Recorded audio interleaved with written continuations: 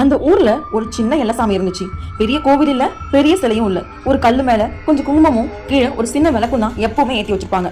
பெரியவங்க சொல்லுவாங்க இந்த விளக்கு எப்பவுமே எரிஞ்சுக்கிட்டே இருக்கணும்னு. ஒரு நாள் அந்த ஊர்ல இருக்கிற இன்னொரு கோவில திருவிழா நடக்குது. எல்லாரும் அங்க இருக்காங்க. அன்னைக்கு எல்லசாமிக்கு விளக்கு ஏத்த எல்லாருமே மறந்துட்டாங்க.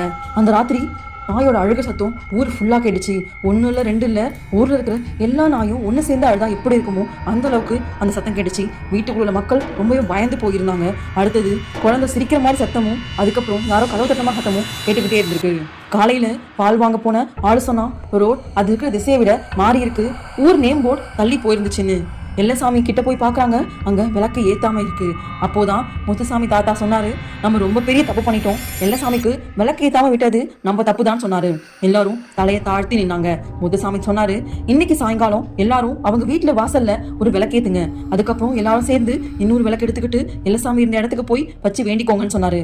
அந்த சாயங்காலம் ஊர் ஃபுல்லா ஒரு வீட்டு வாசலையும் விளக்கு எரிஞ்சுது. தெரு இருட்டு இல்ல, ஆனா சத்தமும் இல்ல. எல்லாரும் சேர்ந்து விளக்கு எடுத்துக்கிட்டு எல்லசாமி இடத்துக்கு போனாங்க. அங்க போய் விளக்கு வச்சு வேண்டிக்கிட்டாங்க. அந்த ராத்திரி நாய் அழுகையோ குழந்தையோட சிரிப்போ இல்ல, ஊர் ரொம்ப நிம்மதியா தூங்குச்சு. அப்புறம் அந்த ஊர்ல எப்பவுமே விளக்கு ஏத்தாம இருக்கவே மாட்டாங்க. இந்த வீடியோ பிடிச்சிருந்தா லைக் பண்ணுங்க, கமெண்ட் பண்ணுங்க, ஷேர் பண்ணுங்க. இது போன்ற மேலும் வீடியோக்கள் பார்க்கணும்னா சப்ஸ்கிரைப் பண்ணுங்க. இந்த வீடியோ பார்த்ததுக்கு நன்றி.